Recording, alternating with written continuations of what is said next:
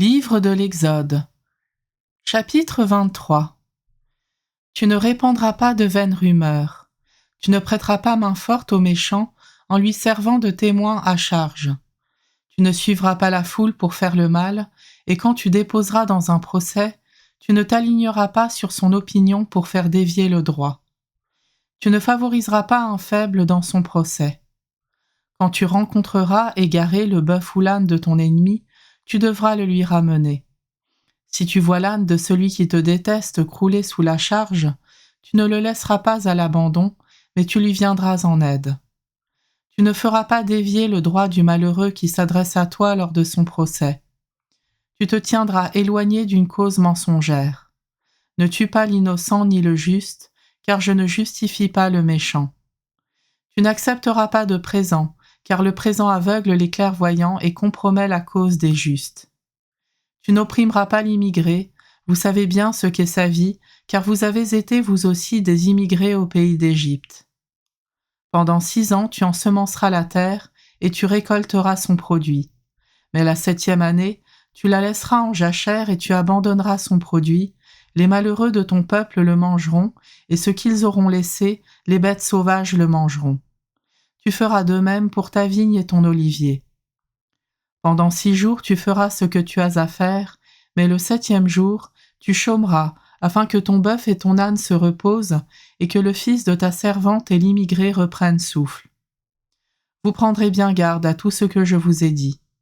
Vous ne prononcerez pas le nom d'autre Dieu, on ne l'entendra pas sortir de ta bouche. Tu me fêteras 3 fois par an. Tu observeras la fête des pains sans levain. Comme je te l'ai ordonné, tu mangeras des pains sans levain pendant 7 jours au temps fixé du mois des épis, car c'est alors que tu es sorti d'Égypte. On ne paraîtra pas devant ma face les mains vides. Tu observeras aussi la fête de la moisson, celle des premiers fruits de ton travail, de ce que tu auras semé dans les champs. Et tu observeras la fête de la récolte en fin d'année, quand tu récoltes dans les champs le fruit de ton travail. 3 fois par an, tous les hommes paraîtront devant la face du Maître, le Seigneur. Tu ne présenteras pas le sacrifice sanglant avec du pain levé, et tu ne laisseras pas jusqu'au lendemain matin la graisse offerte pour me fêter. Tu apporteras les tout premiers fruits de ton sol à la maison du Seigneur ton Dieu. Tu ne feras pas cuire un chevreau dans le lait de sa mère. Je vais envoyer un ange devant toi pour te garder en chemin et te faire parvenir au lieu que je t'ai préparé.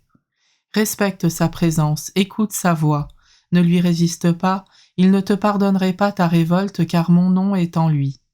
Mais si tu écoutes parfaitement sa voix, si tu fais tout ce que je dirai, je serai l'ennemi de tes ennemis et l'adversaire de tes adversaires.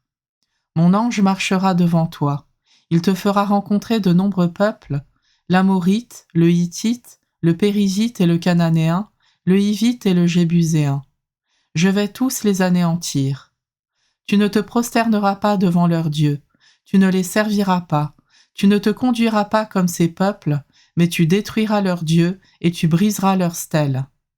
Vous servirez le Seigneur votre Dieu, il bénira ton pain et ton eau, et j'écarterai de toi la maladie. Aucune femme de ton pays n'aura de fausses couches ou ne sera stérile, et je laisserai s'accomplir le nombre de tes jours.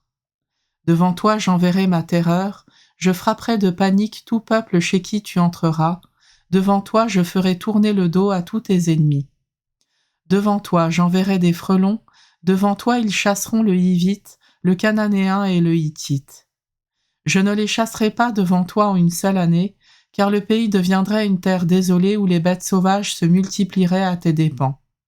Je les chasserai devant toi peu à peu, jusqu'à ce que ton peuple soit assez nombreux pour hériter du pays.